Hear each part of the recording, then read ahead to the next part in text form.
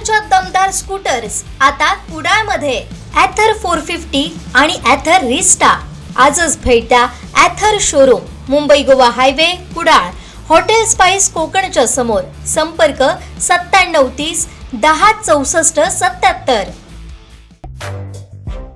सिंधुदुर्ग जिल्ह्यातील बांदा येथील नवभारत शिक्षण संस्थेत मोठा शिक्षक भरती घोटाळा उघडकीस आलाय. तब्बल 20 माध्यमिक शिक्षकांचे शालार्थ ID कोल्हापूरच्या शिक्षण उपसंचालकांनी रद्द केल्याची धक्कादायक माहिती समोर आली आहे. मुंबई उच्च न्यायालयाच्या कोल्हापूर सर्किट बेंचच्या आदेशानुसार शिक्षण उपसंचालक प्रभावती कोळेकर यांनी सुनावणी घेत हा निर्णय दिला आहे. 2010 ते 2012 या कालावधीत करण्यात आलेली शिक्षक भरती चुकीची ठरवत संबंधित 20 शिक्षकांची भरती बोगस असल्याचे आदेशात नमूद करण्यात आल्याची माहिती मिळते आहे. पाहूयात.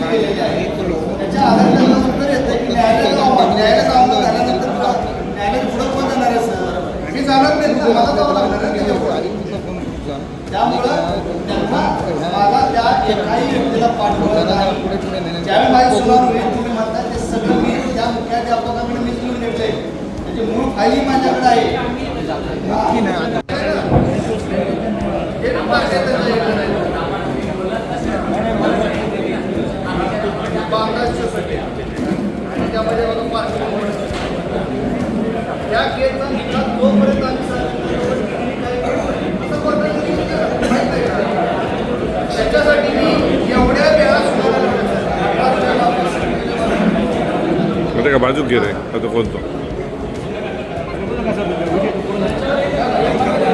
सिंधुदुर्ग जिल्ह्यातील ही बांदा नवभारत शिक्षण प्रसारक मंडळ मुंबई ही संस्था बांद्या भागामध्ये आणि दोडामार्ग तालुक्यामध्ये आपल्या 10 शाळा चालवतात.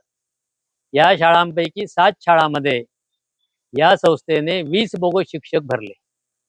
आणि हे कळलं कसं, मी 17ला हेडमास्टर म्हणून रिटायर झाल्यानंतर 18 सालामध्ये जी समायोजनाची यादी प्रसिद्ध झाली त्यामध्ये 9 बोगस शिक्षक त्यांनी दाखवले होते.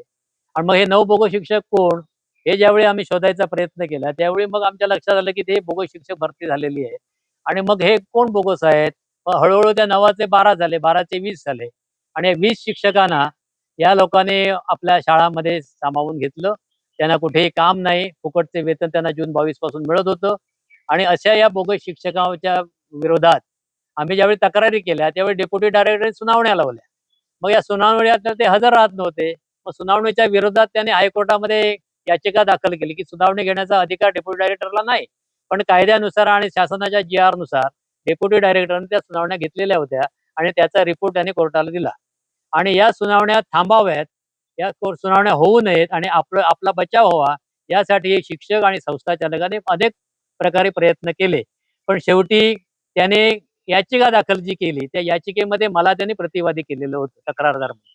मग मला प्रतिवादी केल्यानंतर मला एक संधी मिळाली कोर्टामध्ये जाण्याची. आणि मग हायकोर्टामध्ये मी सगळे पुरावे यांच्या बोगस हे कसे आहेत, याने जो बिंदू नामावली आहे, जो रोस्टर आहे तो खोटा कसा तयार केलेला आहे, या सगळ्याचे पुरावे मी कोर्टाला सादर केलेत. आणि कोर्टाने निर्णय दिला कोल्हापूरच्या सर्किट बेंचने हायकोर्टाच्या की याबाबत डेप्युटी डायरेक्टरने पुन्हा एकदा त्यांना संधी द्यावी, त्यांची सुनावणी घ्यावी, त्यांचं म्हणणं ऐकून घ्यावं. त्याप्रमाणे 27 आणि 28 जानेवारीला 2026ला डेप्युटी डायरेक्टरने कोल्हापूरला सुनावणी घेतली. या सुनावणीमध्ये त्यांनी जी बाजू मांडली आणि आमची जी बाजू होती ही सगळी त्या ठिकाणी ज्या मॅडम आहे डेप्युटी डायरेक्टर यांनी ऐकून घेतल्या. आणि त्यानुसार त्याने कालच्या 7/5/2026ला निर्णय दिलाय की या सगळ्या शिक्षकांच्या मान्यता त्यांनी रद्द केल्या. त्यांचा जो शालार्थ IDचा जो नंबर होते ते सगळे ब्लॉक केलेले आहेत आणि यांच्यावर सगळी वसुली लावलेली आहे. आणि यांच्या सगळ्या संबंधित संस्थाचालक, शिक्षक, मुख्याध्यापक, क्लार्क आणि या रॅकेटमध्ये जे कोण सामावलेले आहेत या सगळ्यांच्यावर फौजदारी गुन्हा दाखल करावा अशा प्रकारचा आदेश कालच आम्हाला टपालाने मिळालेले आहे. 20 शिक्षक आहेत एका संस्थेमध्ये आणि जवळजवळ त्यांच्या या आदेशामध्ये 8 ते 10 कोटीचा त्यांनी उल्लेख केलेला आहे. दीपक केसरकर हे आमच्या मतदारसंघातील आमदार आहेत आणि त्यावेळी शिक्षण मंत्री होते. आम्ही 3 वेळा त्यांना भेटलो. मुंबईला जाऊन मंत्रालयात भेटलो, त्यांच्या बंगल्यावर जाऊन भेटलो. संपूर्ण प्रकरण आम्ही त्यांच्या समोर सादर केलं आणि त्याने यामध्ये लक्ष घालतो, चौकशी करून म्हणून सांगितलं. पण नंतर काय चौकशी केली काय मला माहित नाही. पण नंतर काही त्याने त्यांचं पदच गेलं आणि शिक्षण मंत्री म्हणून त्यांनी यामध्ये काही लक्ष घातलेलं मला दिसलं नाही. रॅकेट आहे ह्या रॅकेटने एका संस्थेमध्ये 20 शिक्षक जर भरले असतील तर जिल्ह्यामध्ये अशा अनेक शैक्षणिक संस्था आहेत.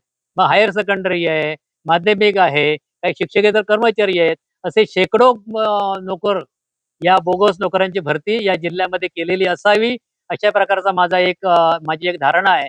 आणि महत्वाचा मुद्दा 10, 11, 12 मध्ये ज्यांच्या नेमणुका केलेल्या आहेत आणि 15, 16 मध्ये ज्यांना मान्यता मिळालेली आहेत, अशा सगळे हे शिक्षक आणि शिक्षकेतर कर्मचारी हे बोगस आहेत, अशा प्रकारची माझी धारणा आहे. यांना मान्यता देणारे शिक्षणाधिकारी हे कणकवलीचे गट शिक्षणाधिकारी होते. त्यांच्याकडे चार्ज होता जिल्ह्याच्या शिक्षणाधिकाऱ्यांचा आणि त्याने रिटायर्ड झाल्यानंतर या सगळ्या सह्या केलेल्या आहेत.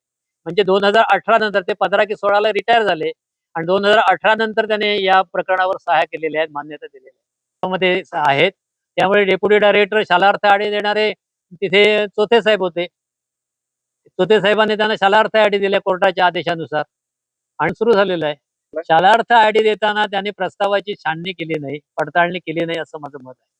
कोर्टाचा आदेश जरी असला तरी दिलेल्या प्रस्तावाची पडताळणी करणं आणि त्यातल्या त्रुटी काढणे हे डेप्युटी डायरेक्टरचं काम होतं आणि ते त्यांच्याकडून झालेलं नाही, अशी माझी एक धारणा आहे.